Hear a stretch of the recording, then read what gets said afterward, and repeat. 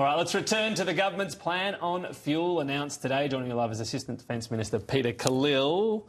I was going to start with Donald Trump. Let's start on fuel. I said I would. Is this propping I don't know up... which is easier, by the way. Yeah, well, is this propping up demand? Look, I think there's been a doubling of demand. And we've talked about this, that the supply is there. The supply is actually greater than it has been for a long time. But obviously with people, the demand has gone up. My mum called me to complain last week, and she said she was lining up at the service station and the guy in front of her, not only he filled up his tank and then he filled up 5 jerry cans, and she's like, why is he doing that? I said, well, Mum, it's a bit selfish. People should just fill up their tanks, fill up what they need. But what we're trying to do, obviously, is to meet this issue around the doubling of demand and doing it in a coherent, strategic way and doing it with some methodical planning through the National Cabinet. Some good decisions there. There's the cutting of the fuel excise, which will drop prices by about 26 cents a litre. The removal of going to the heavy vehicle user charge, going down to 0 for 3 months as well, which will also reduce the price of diesel by a significant amount. And these are kind of relief measures that are important to get through this difficult period. And we're also passing legislation today, Tom, to amend the Export Finance Australia Act, which will allow them to negotiate and do a number of things, including entering into contracts and underwriting contracts and insurance and loans to actually get spot prices. Yeah, if the cost is so high and they're worried about on-selling it, it's underwritten, basically. So what they will be able to do, given their expertise, is to enter contracts, insurance, indemnity, give guarantees, make loans, anything possible to make sure that we get the supply to Australia off the international market. To simplify that for simple people like me, if an importer is worried about, in some element, the cost they're paying up front or how they'll be able to manage it, that's where that... If it's commercially out of their reach, that's when the EFIC can step in and get that difference and meet that gap to ensure that we get the supply to Australia. So they're all really important elements. We've got these points and it all looks great. When would fuel...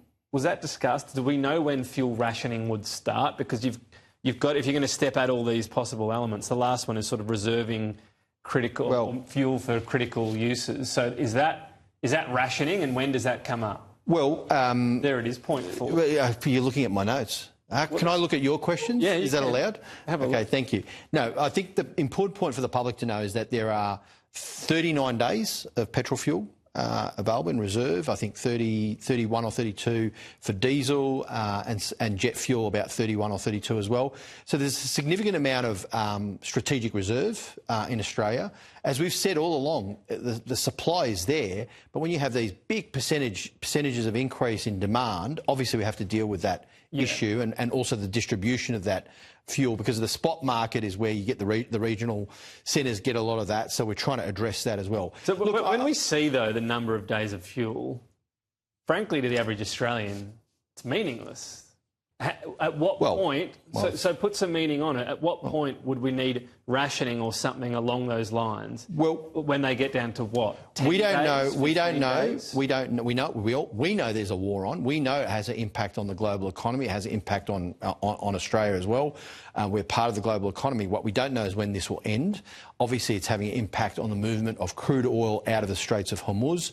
There is some movement of that. There's movement out of the Red Sea as well. Saudi Arabia's done a couple of workarounds across into the Red Sea, but the Houthis are threatening that on the Red Sea traffic as well. We don't know when this will end. What we do know, though, is, however, that, for example, the 81 cargo ships that were coming in March, 6 initially got cancelled. We replaced those 6 through the work that we did on the international markets. We added another 3 on top of that. So we're keeping the supply up there where it should be. But if it comes down, there must have been war games on when we'd start rationing. Well, the government is constantly reviewing all of the steps. So that national fuel plan that the Prime Minister announced about prepare and plan, keep Australia moving, that's where we're at now, making sure we get those international supplies. Right now, when do we hit level 4? At what point of supply? I can't tell you that. I don't have a crystal ball. If I did, I'd be winning the footy tipping. I'd be winning everything. Would someone know? What I do know... No, well, no one knows. What we do know is this. You plan for these things. You put contingencies in place. You do the work, the substantive work necessary to be ready for any contingencies. There's still work to go on to know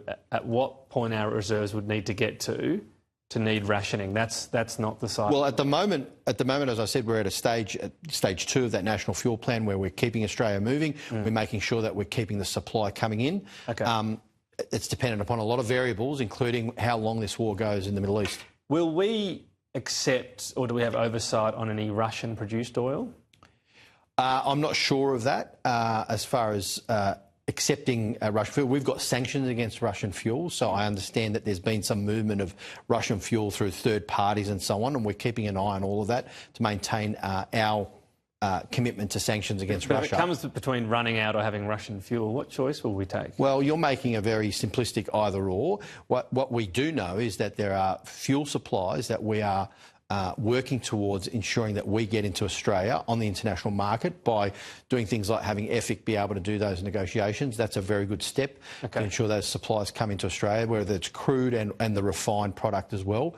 Our refineries are producing more. We've removed some of the sulphur standards so that they can produce 100 million more litres of petrol and diesel a month. So we're taking the actions necessary. It's not just as simplistic as either or and just one issue. We're making sure that there's a full court spread on making sure we get access. The Prime Minister wants clarity on the exact plan for this war from Donald Trump. Wouldn't we want that on day one? Well, I think the Prime Minister's right in saying if you're quoting him, it is good to know what your objectives are, what the US objectives are in the war. Like what I understand, Tom, and I can speak to, is that there is obviously the nuclear capability that Iran has, which is an existential threat to the region. There's the ballistic missile program. There's their sponsorship of terrorist groups, whether it's Hezbollah or Hamas or any of these other groups across the region, and terrorist attacks in our own country, which they have been responsible for. And there's also the oil and the way that they've been able to actually hold hostage the oil going through the Straits of Hormuz. All of this is about the instability that they can create in the global economy. So those objectives are ones that have been spoken about by the administration in different ways. But I think the PM's right in asking for clarity. Absolutely. Got to leave it there. Peter Khalil, always appreciate your time. Thank you. Thanks, Tom. Western Australians affected by severe